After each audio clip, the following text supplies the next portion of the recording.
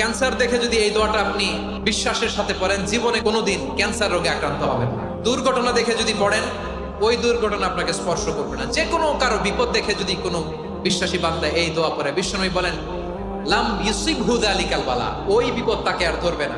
উফিয়া মিনহু মিন যালিকাল বালা কাইনাম মা কান, সে যতদিন হায়াত পাবে কোনোদিন ওই বিপদ তাকে স্পর্শ করবে। অনেক সময় আমরা দেখি হাসপাতালে ক্যান্সারের 3rd স্টেজে চলে গেছে, লোকটা হ্যাংলা হয়ে চিকন হয়ে হায়রে কি কষ্ট পায়, দেখি না? বিশ্বনবী বলে একটা দোয়া যদি কেউ অন্যের কোনো বিপদ দেখে পড়ে, ওই বিপদ তার জীবনে কখনো আসবে না। অনেক সময় হয় যে আমরা মহাসড়ক দিয়ে যখন চড়ি, দুর্ঘটনায়, আইরে আল্লাহ, দুর্ঘটনায় মানুষের মাথা একদিকে, দেহ আরেকদিকে, ব্লিডিং, এরকম হয় না? আল্লাহ তুমি হেফাজত করো। বিশ্বনবী বলেন এই দুর্ঘটনা দেখে কেউ যদি এই দোয়াটা পড়ে, তার জীবনে সে কোনোদিন এরকম অ্যাক্সিডেন্টের সম্মুখীন হবে না।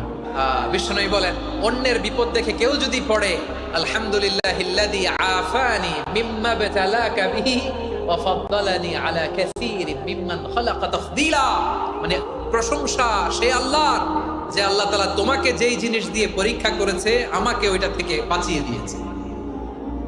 তোমাকে আল্লাহ যেই বিপদে ফেলেছে, আমাকে ওই বিপদ থেকে তিনি মুক্ত রেখেছে, আর তার অনেক সৃষ্টির উপর আমাকে তিনি প্রাধান্য দিয়েছে। সুবহানাল্লাহ পড়েন।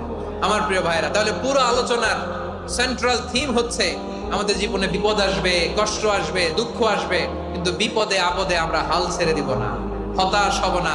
মুমিন হতাশ হয় না, নিরাশ হয় না, হাল ছেড়ে দেয় না। মুমিন ভরসা রাখে একজনের উপর। আওয়াজ করে বলুন তিনি কে? বিপদে পড়লে আমাদেরকে উদ্ধার করে কে? আবার আমাদেরকে যদি কোনো নেয়ামত আল্লাহ দিতে চান, ওইটা কেড়ে নেওয়ার ক্ষমতা কারো আছে?